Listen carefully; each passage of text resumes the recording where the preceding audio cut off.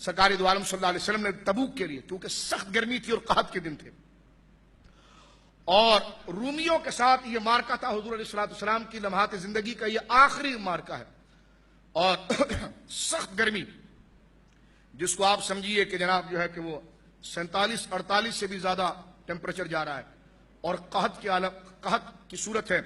کھانے پینے کے لیے کچھ نہیں ہے، اور حالت بڑی عجیب ہے۔ سرکار دو عالم صلی اللہ علیہ وسلم شہید النبی صلی اللہ علیہ وسلم وہو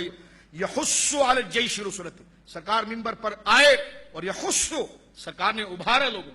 ترغیب دلائی جیش اسرا کے لیے کہ کچھ دیں۔ فقام عثمان فقال یا رسول اللہ علی 100 بعیر باحلاسها واقطابها فی سبیل اللہ، حضور میں کھڑے ہوئے سرکار نے کہا کون ہے جو اس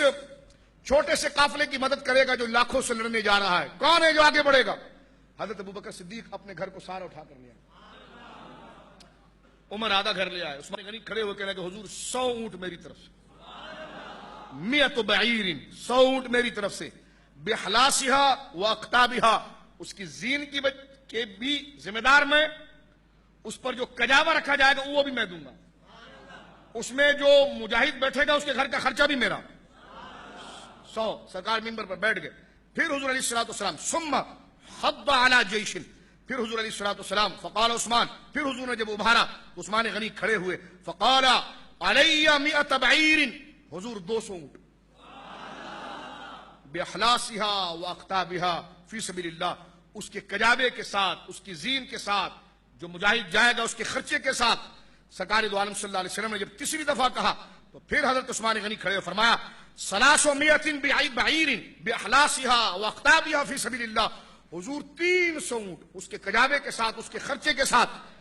یہ اونٹ ایسے نہیں آج بندہ ایک اونٹ نہیں خرید سکتا،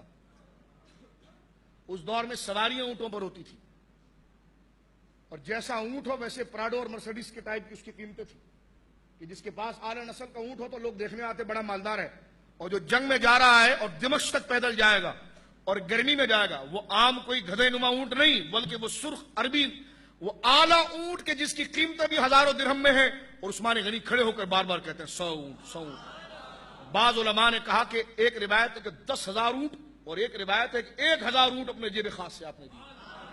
اونٹ نہیں دیے بلکہ اس کی زین بھی دی، اس کا کجاوا بھی دیا، اس کی ڈولی بھی دی، اس میں بیٹھنے والے مجاہد بھی دیا، اگر وہ شہید ہو جائے تو اس کے گھر کا خرچہ بھی دیا۔ بولیے سبحان اللہ۔ سرکار دو عالم صلی اللہ علیہ وسلم نے جب آخری دفعہ یہ کہا عثمان غنی کھڑے اور اس کے یا رسول اللہ 300 اونٹ، اور ایک روایت 10,000 اونٹ، بولو سبحان اللہ۔ کہ رعایت رسول اللہ صلی اللہ علیہ وسلم، راوی کہتا ہے کہ میں نے دیکھا ینزل علی المنبر، میں نے دیکھا کہ حضور منبر سے اترے، وہ یقول، اور سرکار بار بار زبان سے یہ کہتے ما لا عثمان ما عمل بعدہ ھذہ، ما لا عثمان ما عمل بعدہ ھذہ، ما ارى عثمان ما عمل بعدہ ھذہ۔ جامع ترمذی میں حضور 3 دفعہ یہ جملہ کہتے اپنے حجرے کی طرف چلے، اب عثمان کو کسی نفلی عبادت کی ضرورت نہیں ہے، اب عثمان کو کسی نفلی عبادت کی ضرورت نہیں ہے، اب عثمان کو کسی نفلی عبادت کی ضرورت نہیں ہے۔ بولیے سبحان اللہ۔ ایک حدیث میں تو یہاں تک کہا تھا ما ضر عثمان ما عمل بعد اليوم، فرمایا آج کے بعد عثمان کو کوئی گناہ ضرر ہی نہیں دے سکتا، کوئی گناہ ضرر نہیں دے سکتا۔ اور یہاں پر علماء نے ایک بڑی پیاری بات، انہوں نے لکھا جی بدریوں کو یہ کہا کہ قد غفرت لکم، اللہ نے تمہیں بخش دیا، اور عثمان کو یہ کہا کہ ما ضر، حدیث کے اندر ہے ما ضر عثمان ما عمل بعد اليوم،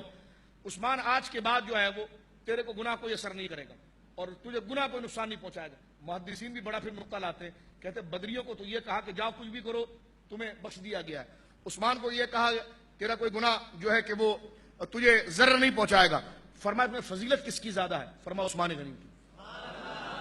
پوچھا گیا کیوں؟ فرمایا اس لیے کہ بدریوں میں نام نہیں لکھا گیا، بعض کے لیے وہ ضمنی ہے، حکم عموم کے اعتبار سے قطعی ہے، اور یہاں پر یہ ہے دلالت کے اعتبار سے بھی اور نام و علم کے اعتبار سے بھی قطعی ہے، فضیلت کے اعتبار سے یہ جملہ اہل بدر پر غالب ہے کہ میرا عثمان وہ ہے کہ اب اسے نہ کوئی گناہ نقصان پہنچا سکتا ہے اور نہ اسے کسی نفلی عبادت کی ضرورت ہے۔